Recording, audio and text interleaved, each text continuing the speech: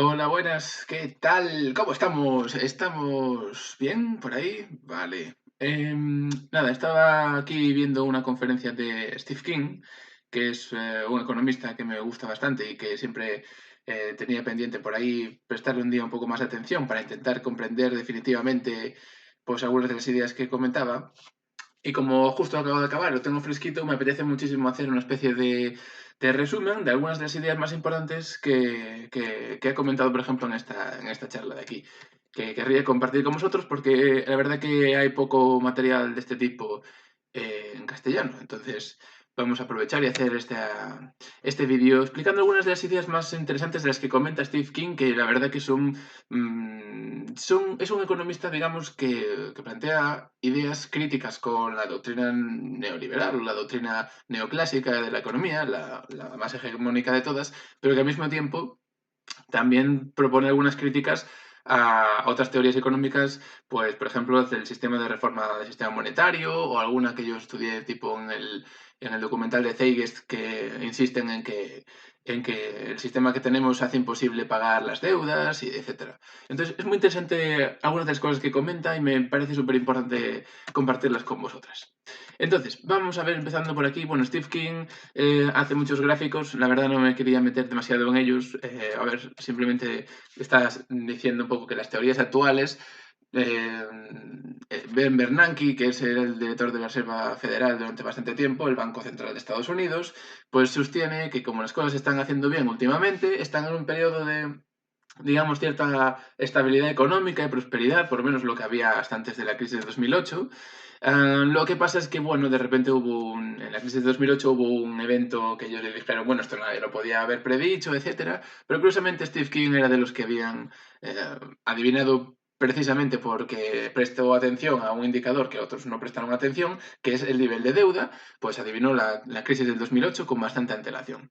Y eso es ahí el evento que estáis viendo en pantalla. Y bueno, Steve King hace simulaciones por ordenador en las que más o menos a nivel cualitativo, es decir, aproximadamente, no a nivel cuantitativo, los números no son exactamente los mismos, pero hace un sistema bastante lógico de ecuaciones que relacionan el desempleo, los salarios, la producción en la economía, los niveles de deuda, la cantidad de dinero en circulación, los intereses, etcétera. Relaciona todas esas variables macroeconómicas en un modelo bastante de tipo ingenieril, o sea, una cosa como muy de ingeniería con ecuaciones y no sé qué, y le sale de forma espontánea pues una serie de procesos que se parecen bastante, bueno, digamos bastante, entre comillas, se parecen un poco a la realidad a nivel cualitativo. Bueno, eso es lo que va a explicar aquí, y bueno, dice, ¿cómo es que nadie lo predijo? Bueno, pues es curioso, ¿no? Que los economistas, ninguno de ellos haya prestado, bueno, digamos que no vieron venir la crisis y, bueno, es curioso porque en sus modelos, lo que sostiene Steve King básicamente es que excluyen de sus modelos el rol que juega la deuda, ¿no? Y la creación de dinero en base a deuda.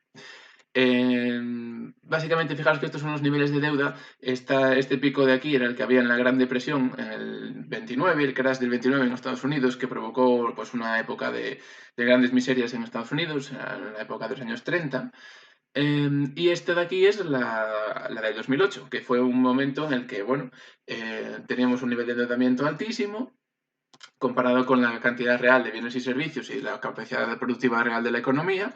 Y bueno, hubo una situación en la que, pues eso, descendió rápidamente ese nivel de deuda, provocando una crisis bastante fuerte.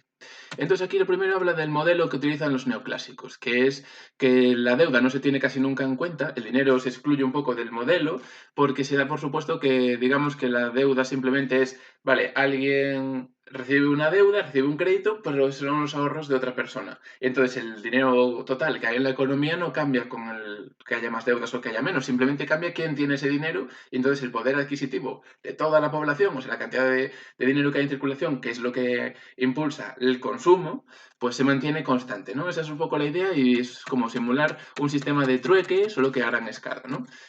Y eso lo va a cuestionar ahora y también va a cuestionar después el tema de que el sistema tal y como lo tenemos de crear dinero en base a deuda es inherentemente malo y maligno porque nunca se podrá pagar la deuda más los intereses. Pues aquí Steve King, ahí la verdad me lo he entendido ahora al final, me ha costado, pero ya veo por qué no tiene por qué ser un problema eso.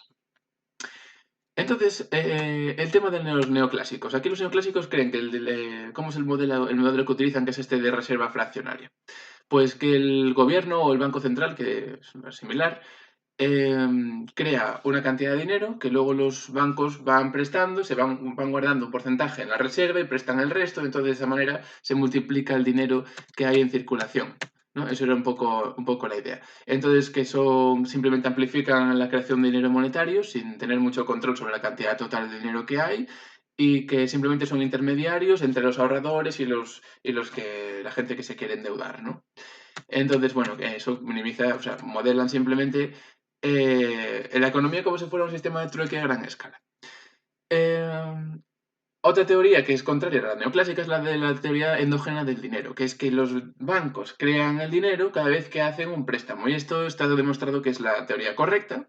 Los bancos, cuando tú vas al banco y te hacen un préstamo, no te prestan el dinero que tenían previamente en ningún lugar, sino que crean dinero automáticamente. Esto cuesta muchísimo aceptarlo como tal, pero es que es la realidad y está reconocido por los bancos centrales y por los propios banqueros. Así es como funciona el dinero.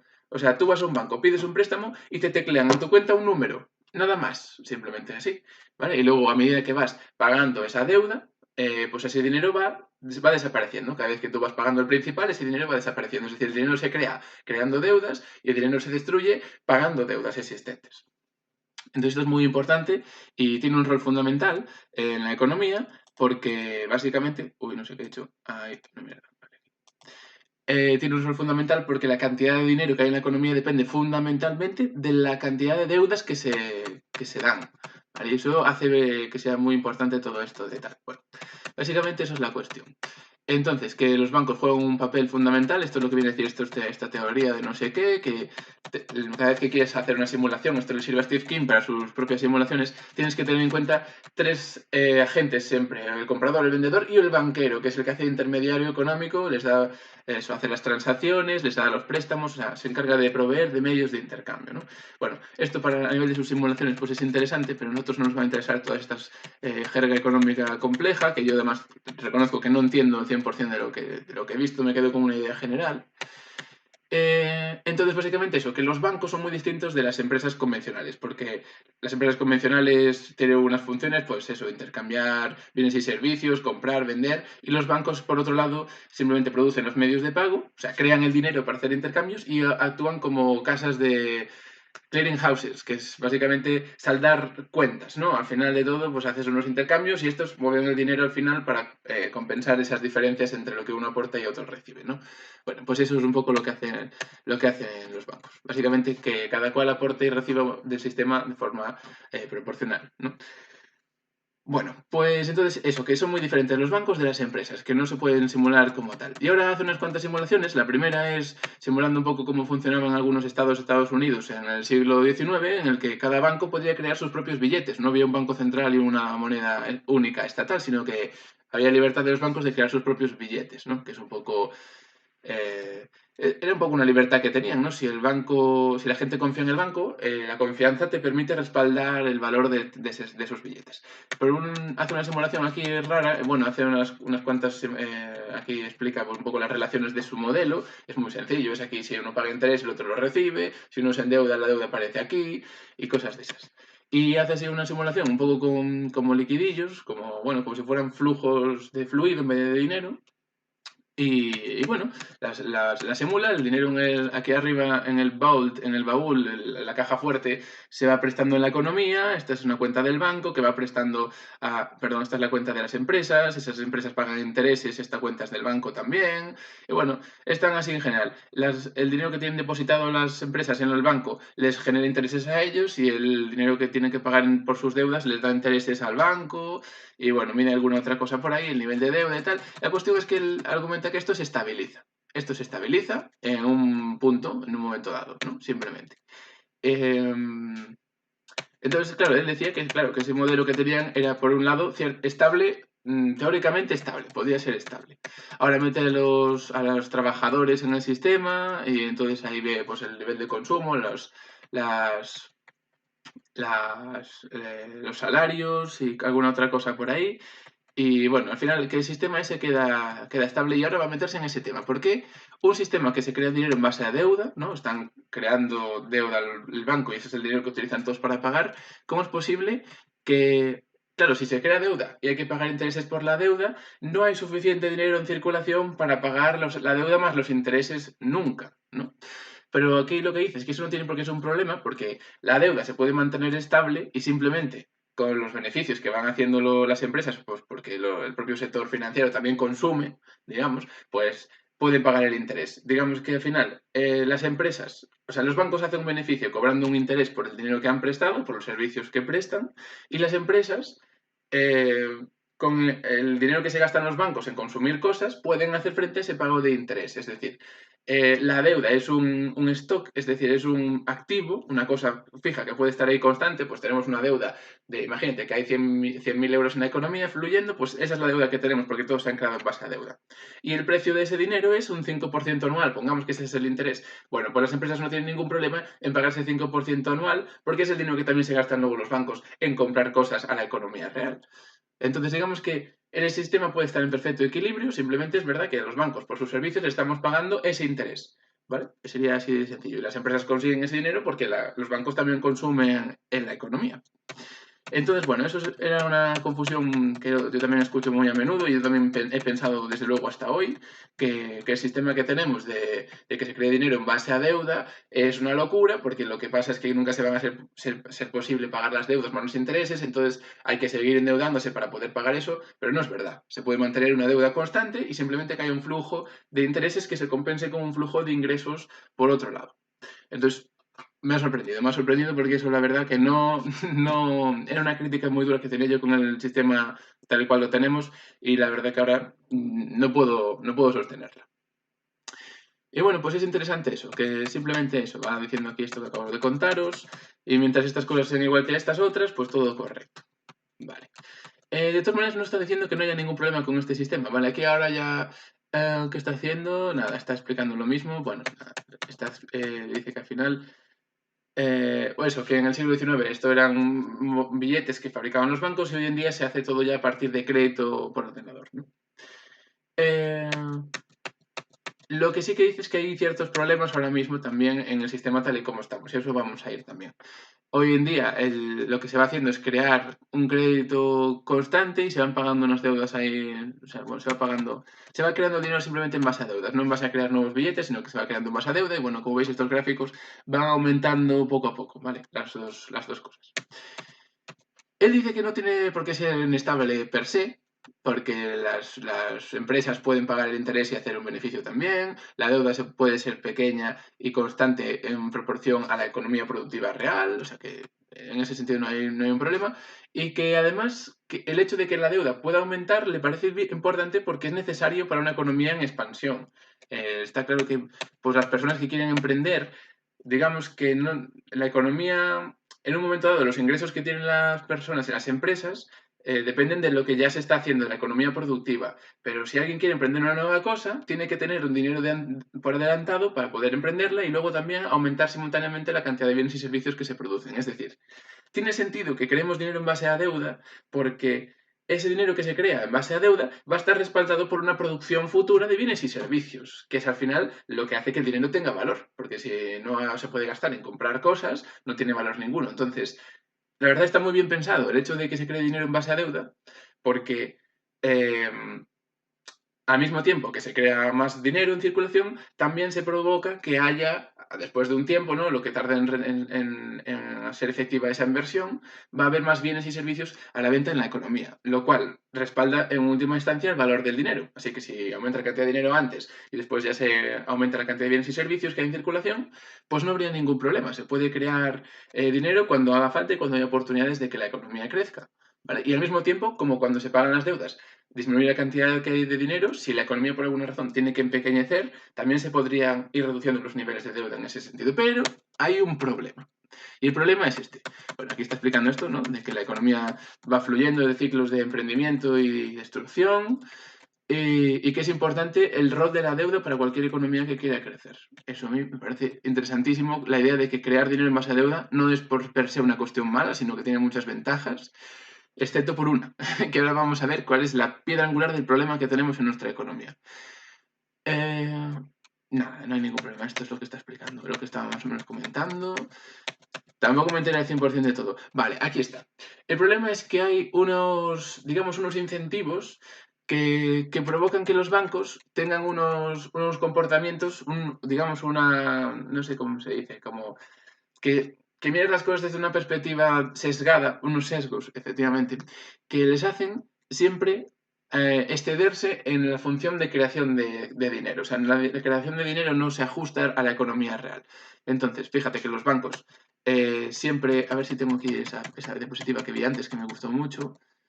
Eh, Claro, ¿cuándo aumentan los ingresos de los bancos? Pues cuando el dinero circula más rápido, cuando las deudas se pagan más despacio y cuando se crean deudas más rápido, ¿no? Cuando se le acelera la creación de deudas. O sea, a los bancos les interesa que haya las más deudas posibles, que se paguen lo más lentamente posibles y bueno, eso, básicamente esas dos cosas. Entonces, ¿qué les hace? Pues normalmente quieren prestar más de lo que la economía real puede absorber y empezarán a hacer préstamos que no revierten en un aumento real de la economía productiva, o sea, inversiones que respalden eh, el valor de la moneda realmente, o sea, que haya más bienes y servicios en circulación respaldando el valor de la nueva moneda recién creada en base a deuda.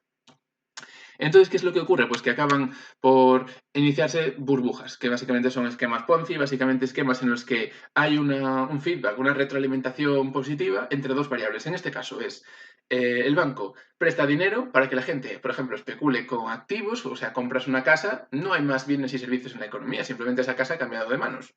Entonces, la gente especula comprando activos, assets, y esa misma creación de dinero para comprar activos financieros o activos inmobiliarios provoca que esos activos vayan aumentando de precio porque incrementa su demanda. Entonces, ese aumento en el precio de esos activos es lo que motiva que otra gente quiera comprarlos por el mero hecho de que van a seguir subiendo de precio. Es decir, es una burbuja tal cual de manual. Se crea dinero para comprar activos, esos activos suben de valor, entonces los bancos consideran que esos activos son rentables y crean más dinero para eso y la gente está dispuesta a meterse en esas cosas, pero eso no puede crecer indefinidamente porque esos activos, al fin y al cabo, ese valor es un valor ficticio, digamos. No es un valor real y siempre acaba eh, en algún momento alguien dice, creo que ya estamos demasiado endeudados, no podemos seguir endeudándonos, y en el momento en el que algunos empiecen a decir, no, yo no quiero ya endeudarme más, se rompe todo el sistema, porque las empresas que se dedican a esta especulación, digamos que si los activos no siguen subiendo de valor, quiebran, porque no pueden hacer pago frente a los pagos de intereses de esas deudas que han adquirido. Entonces, es un esquema que solo funciona mientras los activos suben de precio. En el momento en que los activos bajan de precio, porque algunos actores de la economía consideran que el nivel de endeudamiento es demasiado, y esto es lógico porque, bueno, los únicos que ganan con mucho endeudamiento al final son los bancos. Al final te van cobrando más y más intereses y entonces tiene que irse acelerando el precio de los activos y eso es imposible que pase indefinidamente. Con lo cual, es todas esas empresas que se basaban en el aumento constante del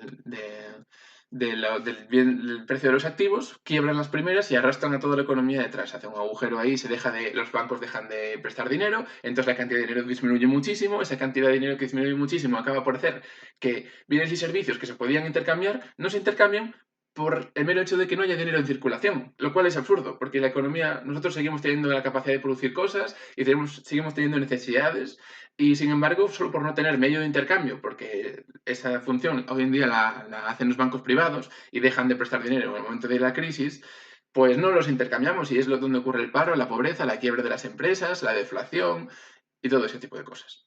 Entonces, básicamente que es muy problemático hoy en día tener a los bancos privados que sean los únicos que tengan la función de crear el dinero, que el 100% del dinero que tengamos en circulación esté creado en base a deuda y dependa de estos ciclos, y además que no haya ningún control de que la deuda que se cree sea para bienes productivos y no para bienes especulativos, ¿no? Pues entonces, aquí está remarcando que la teoría convencional dice que básicamente la deuda tiene un efecto macroeconómico secundario o mínimo que simplemente redistribuye dinero de los que prestan a los que se endeudan y que eso no es importante, mientras que esta teoría endógena del dinero dice que el aumento de deuda es lo que expande la demanda agregada, o sea, expande que haya más demanda por bienes, que es lo que tira de los precios para arriba, que esa demanda agregada es pues, todos los ingresos que se obtienen por la economía real más el cambio en la deuda. Si aumenta el nivel de deuda, eso hace que la gente gaste más.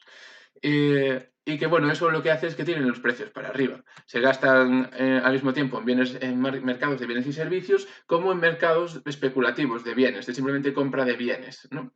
Entonces, claro, no solo se crean nuevos bienes, sino que se compran y se venden los que ya existen.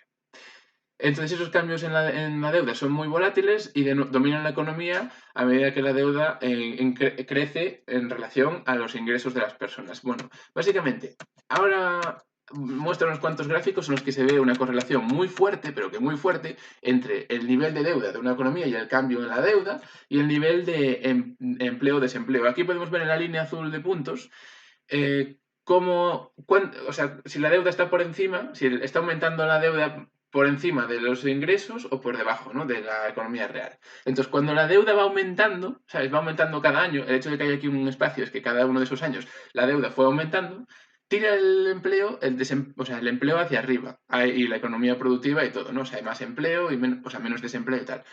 Y en el momento en el que, digamos, hay un pequeño cambio en esa tendencia y la deuda se empieza a disminuir cada año, la gente se va desendeudando, o sea, quieren, digamos, desapalancarse, ¿no? O sea, apalancamiento en economía es el porcentaje de todos tus bienes que son de deuda, más o menos, ¿no? Pues si quieres tener menos deudas y más activos ya tuyos, más bienes, o sea, que la proporción entre deudas y bienes tuyos propios sea menor, pues ahí es donde ocurre ese problema.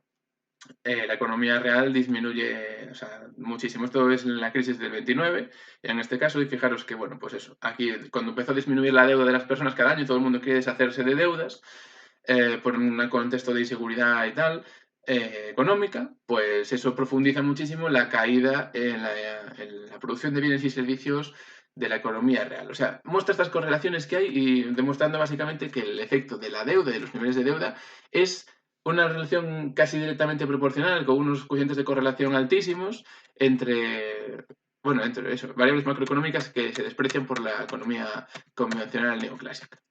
Bueno, muestra un montón de gráficos y básicamente va explicando estas cosas. Y también una cosa interesante aquí es que cuando el gobierno cambia de una política de recortes, de austeridad, ¿no?, de desapalancamiento, justo, ¿no? Decir, uy, no podemos gastar, tenemos que pagar nuestras deudas, tenemos que ser, ¿sabes? No puede aumentar más la deuda con respecto al PIB y tal. Eso va profundizando la crisis y la única forma de revertir este proceso, que podría bajar indefinidamente, es cuando el gobierno hace un cambio de políticas y hace unas políticas de expansión económica, de inversión en la economía, en sectores productivos, de rescate a sus empresas y a sus personas, digamos, que, y saltándose un poco el tema de la deuda, ¿sabes? De que, pues eso, es en realidad pues lo que está haciendo ahora España con la crisis del coronavirus, que es rescatar a las personas y a las empresas, pero endeudándose un huevo, ¿sabes? Saltándose un poco las normativas de endeudamiento que tenía la Unión Europea y, bueno, la economía convencional neoclásica, ¿no? Pero bueno, que no tiene en cuenta estos aspectos. Nada, cosas muy interesantes por aquí, básicamente la importancia de la aceleración en el cambio de la deuda, lo relaciona eso con muchas cosas aquí, bueno, es muy interesante sobre todo para quienes están metidos en el tema de la economía, quienes controlan más, pues él hace una explicación muy rigurosa que es de tener en cuenta. Y bueno, además aquí tiene en cuenta la teoría de la complejidad, de cómo haces una simulación económica de este tipo de ingeniería y te salen resultados inesperados que no se pueden predecir por la lógica habitual y en concreto, pues en sus modelos, que son no lineales, digamos que las interacciones entre las variables son bastante complejas, no son de ecuaciones de primer grado, sino de segundo, tercero y cosas de esas, y con derivadas parciales, pues surgen, digamos, fenómenos inesperados, fenómenos emergentes. En este caso, él encontró eso, que después de un periodo de parece relativa estabilidad, la deuda fue incrementándose, y ese nivel elevado de deuda al final acaba doblándose esa inestabilidad y provocando una crisis. Y eso es un fenómeno emergente que no se puede predecir por modelos lineales, que son los que utilizan más en la economía neoclásica.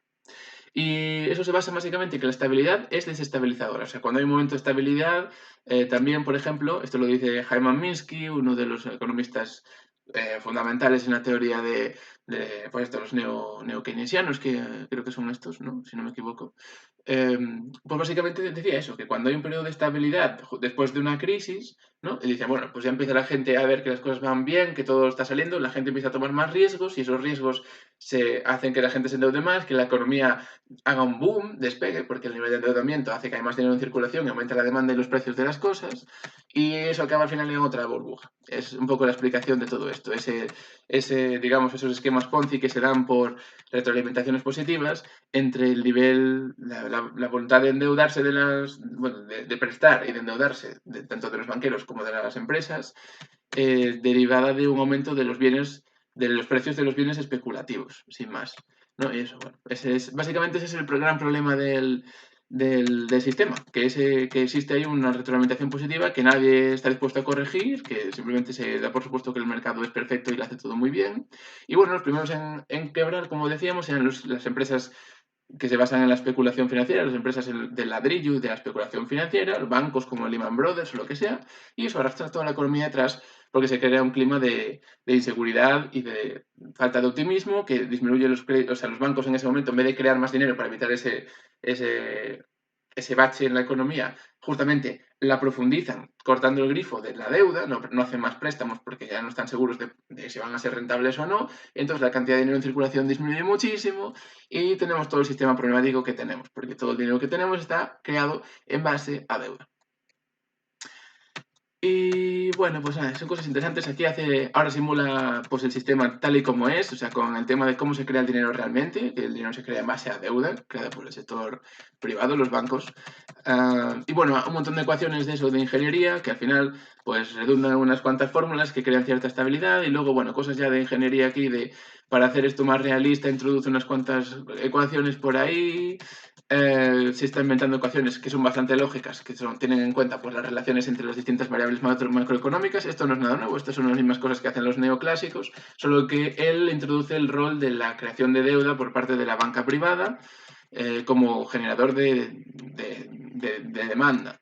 Y eso le da estas gráficas, que es lo que os contaba antes, que parecen que al principio van bien y después ahí se rompe la curva. ¿Ves? Había un periodo como de estabilidad y luego, ¡boom!, se va esto para abajo porque el nivel de deuda se hizo demasiado grande y el pago de intereses acaba doblando estas estabilidades que había previamente. Bueno, eso es un poco es curioso, porque es de los pocos economistas pues, que hacen ahí una explicación de ingeniería, ¿no? Matemática, tan clara y tan fácil de seguir. Y bueno, para los que nos manejamos un poco con las matemáticas, tiene todo el sentido del mundo las cosas que va comentando. Y nada, simplemente está comparando aquí las crisis del crash del 29 con la actual y diciendo qué cosas son las que realmente afectan a las crisis y a la economía. Son básicamente el nivel de deuda con respecto a la economía productiva, es el cómo va cambiando esa deuda, si está aumentando o está disminuyendo ese nivel de deuda y si eso se está acelerando o decelerando. Esas cosas también influyen. Por curiosidad, salimos de la última crisis acelerando. ¿Sabes? Pisando otra vez el acelerador, iniciando otra vez esquemas de especulación y de esquemas Ponzi que ahora con el coronavirus nos están realmente persiguiendo, ¿no? Y eso va a exigir que realmente o cambiamos de sistema o entraremos en unas crisis brutales en las que el Estado va a ser desmantelado, digamos, básicamente. Y bueno, pues nada, algunas cosas más interesantes comentaba por aquí, pero yo me quería parar en la última cosa interesante que comentamos, que son las propuestas que él hace, ¿no? Él dice básicamente que para salir de la crisis lo que se tiene que hacer es, digamos, cancelar ciertas deudas porque van a ser imposibles de pagar y no tiene sentido mantener deudas que nunca van a ser pagadas, es decir, hacer un jubileo moderno, es decir, que paguen la crisis los que la han provocado, ¿no? Y que sean ellos los que se coman ese marrón. Cancelar esas deudas y ellos que eran los acreedores, ¿no? Los que habían prestado, pues lo siento, habéis hecho préstamos mal y os toca pagar con eso, ¿no? El problema es el fundamental, que hoy en día, como son los bancos privados los que son los acreedores de todas esas deudas tóxicas que se han hecho y que han provocado la crisis, como ellos son al mismo tiempo los que crean el dinero, no podemos dejar que quiebren, porque no, o sea, no podemos hacer que el mercado haga su función de competencia natural, de selección natural de las empresas que hacen las cosas bien y las que hacen las cosas mal, porque tenemos un sistema que depende de unos ciertos sectores porque son los que crean nuestro dinero y no hay alternativa, el Estado no crea dinero, el Estado lo pide prestado de los bancos. Entonces, tenemos que rescatarlos simplemente porque les hemos dado un papel esencial en la economía, que es el de crear el dinero. Entonces, claro, el hecho de no tener, en mi opinión, el hecho de no tener una creación pública de dinero libre de deuda que nos permita dejar de regular y de controlar y de rescatar a la banca privada, que deje entonces de que se haga responsable de los riesgos que toma, pues nos hace incapaces de relacionar estas crisis. El hecho de que los bancos centrales y los estados estén con las manos atadas a la hora de, por ejemplo, ayudar a los estados en un momento de crisis como la del coronavirus, nos hace que profundicemos en las crisis muchísimo más de lo que deberíamos. Sin embargo, si, por ejemplo, tuviéramos una moneda digital del Banco Central Europeo libre de deuda, podríamos aumentar la masa monetaria en este momento en el que los bancos no están haciendo su función de crear más masa monetaria y así evitar que la crisis sea muy grave y además tener dinero libre de deuda pues hace mucho más bajo los niveles de pago de intereses y todo ese dinero que va cada año al sector financiero gracias a ese privilegio que tienen de crear el dinero. Pero bueno, lo último interesante que comenta aquí Steve Kim, en mi opinión, que es súper importante, es esto. Dice, por un lado, históricamente está claro que hay que hacer jubileos de la deuda. Este aquí, Michael Hudson, me encanta también, es otro economista que está versado en cómo funcionan estas cosas a nivel estatal y de bancos centrales y tal, y propone que realmente se cancelen las deudas, por como se han hecho a lo largo de la historia en muchísimas otras sociedades en las que se van acumulando deudas y eran impagables, y para generar justicia en la sociedad, igualdad de oportunidades y un mercado verdaderamente libre, era necesario de vez en cuando cancelar las deudas. Porque en el fondo, si tú haces una deuda que no son capaces de devolverte, es culpa tuya, has hecho una mala deuda. Pues te toca comerte marrón de no poderla recuperar. Y nadie es imprescindible en la economía. Si realmente hay un poco de libertad y el Estado pues hace su función de cuidar una cosa tan básica como es el dinero, que es un bien común para todos, ¿no? Suficientemente importante como para que el Estado tenga algo que decir al respecto. Bueno, también digo las comunidades, ¿eh? Cuando digo el Estado, nosotros mismos también podemos crear nuestras propias formas de dinero, pero también hacerlas eso, soberanas y teniendo en cuenta todas estas cuestiones de pues, evitar que se cree más deuda para especulación y cosas de eso.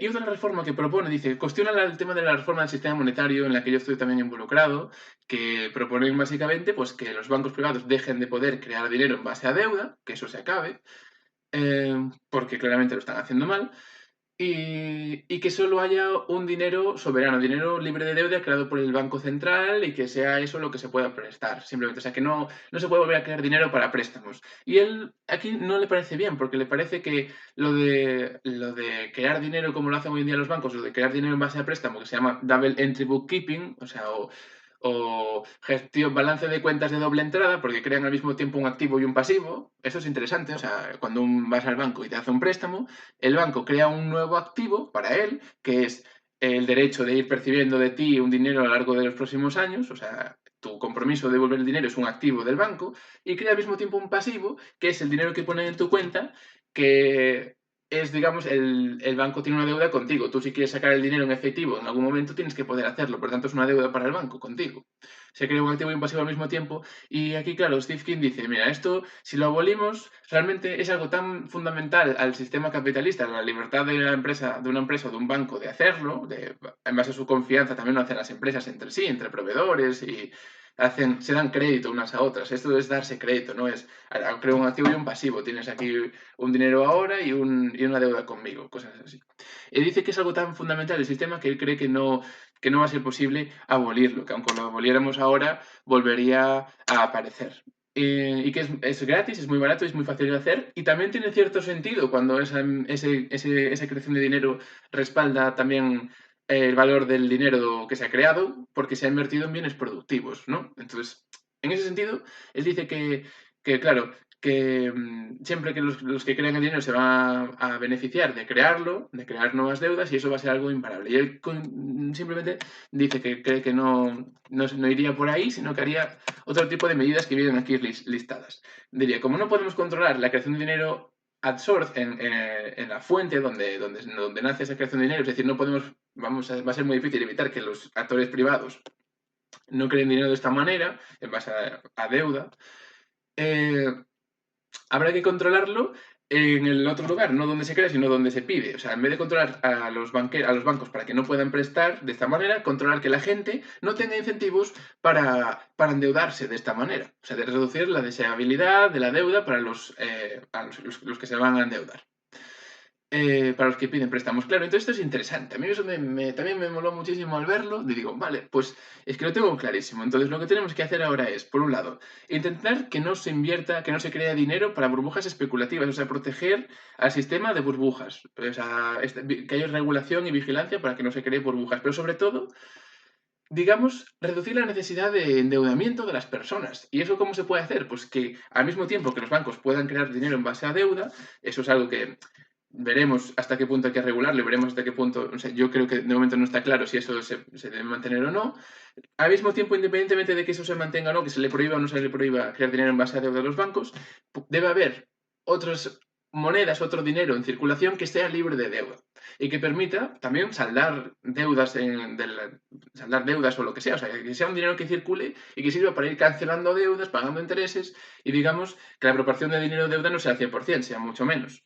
Y en ese sentido, eso evita que la gente tenga que endeudarse porque habrá muchos más, digamos, ahorros o habrá mucho más dinero en circulación o menos pago de intereses en general en la economía. También tengo una duda en este sentido, que es que, claro, el hecho de crear un dinero libre de deuda también va a fomentar el consumo. Yo creo que eso es problemático. Me parece bien que haya dinero para invertir, para aumentar la capacidad productiva, para hacer una producción sostenible, para hacer un cambio en una transición ecológica que es ahora mismo fundamental. Parece que es importante que haya dinero para esas cosas, pero no me parece bien que haya más dinero en circulación en general, porque siento que lo que va a producir es más consumismo. Y eso tampoco me parece que sea lógico.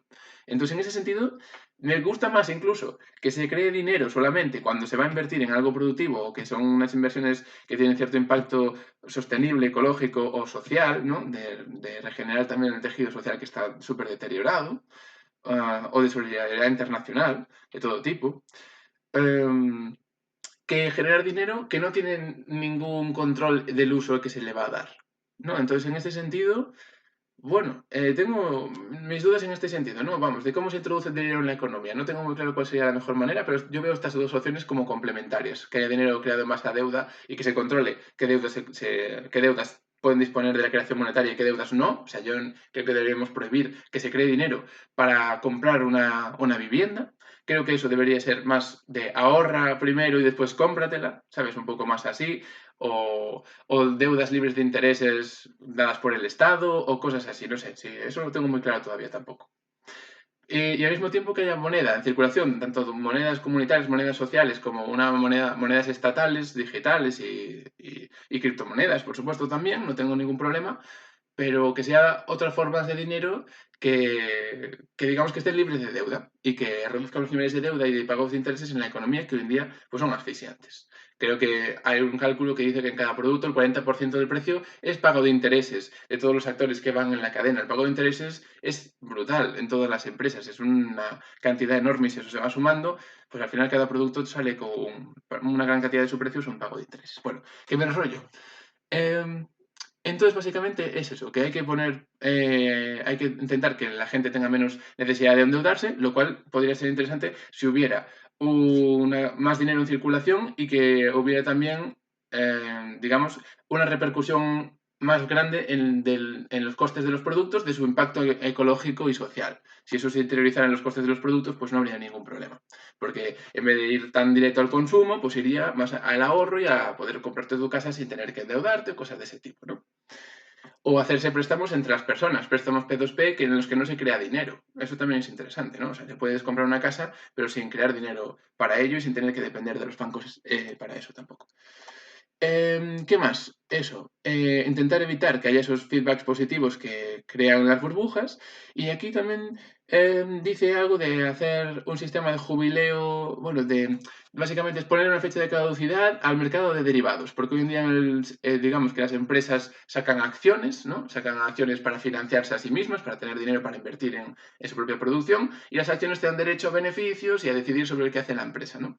Pero es más grande el mercado de intercambio de acciones ya creadas que el mercado de que una empresa cree una acción, crea acciones nuevas y la gente las compre. O sea, hay mucho más volumen de mercado y beneficios en intercambiar bienes, intercambiar acciones, intercambiar activos financieros que ya existen, o sea, el mero intercambio que no produce realmente nada productivo, hay mucho más beneficio ahí que en el mercado productivo. Entonces, aquí Steve King pues dice, vamos a ponerle fecha de caducidad a todas las transacciones de acciones que se hagan no entre la empresa y el accionista, que esas sí que deben ser por vida, sino entre accionistas. O sea, alguien que tiene acciones que las quiere vender, pues si las quieres vender, se le pone una fecha de caducidad de 50 años. Eso es lo que va a proponer Steve King, por ejemplo. Y lo que haría es que, ¿vale? Ese valor de esa acción va a tener un sentido por los beneficios que haga la empresa en esos 50 años, pero su valor terminal será cero, porque al final de 50 años valdrá cero, desaparece. Eso sería una cosa interesante. A mí me parece muy bien poner límites a la especulación, o sea, no crear ese mercado de derivados soñando a futuros imposibles y lejanos de rentabilidades infinitas, ¿no? Me parece interesante. Y también habla algo aquí de poner límites al apalancamiento en propiedad. O sea, no permitir que alguien se compre una casa con el 90, o sea, solo aportando el 2 o 3% de dinero a tocateja. O sea, como tú entras pagando 1.000 euros y la casa cuesta 1.000.000. No tiene sentido, ¿no? Que hoy en día un banco te preste. ¿Tú cuánto tienes ahorrado? ¿Tienes ahorrado 5.000 euros? Te prestamos 500.000. ¿No? Es como que confían muchísimo en ti y te apalancan muchísimo. Entonces, las personas que se pueden apalancar más, que es la gente rica, la gente con más solvencia económica, pues se apalanca muchísimo. El que tenga más capacidad de apalancamiento compra las casas más altas o hace que el precio de la vivienda suba, y todos los que tengamos menos dificultades de endeudarnos, que seamos menos solventes por cualquier razón, tenemos muchísimo más dificultad. Una diferencia de órdenes de magnitud diferentes, que por ejemplo si todo el mundo tuviera, por ejemplo, simplemente que aportar, digamos, un 30% del precio de la casa, que no se puedan dar deudas para comprar vivienda, que sean, o sea, Steve King no dice que no se pueden dar deudas para comprar vivienda, está diciendo que no se puede dar una deuda del 97% del precio, sino que la deuda tenga que rondar el 60 o el 70% del valor de la casa, no más. O sea, que tú tengas que pagar un 40 o un 30 inmediatamente. O sea, que a menos que hayas ahorrado un poco, no te puedes comprar una casa. Y también es interesante, parece bien eso. Vale, pues básicamente esa es la presentación. Entonces, también remarca que es importante hacer este tipo de medidas, a menos que queramos vernos en 70 años otra vez en una crisis tan gorda como esta, si sobrevivimos al peak oil y al calentamiento global, que es un diagnóstico que, por supuesto, comparto. Bueno, pues nada más, espero que os haya parecido interesante y dejad ahí en los comentarios lo que queráis. Un saludo a todas y gracias por la atención y seguiremos viéndonos por las redes. Venga, un saludo.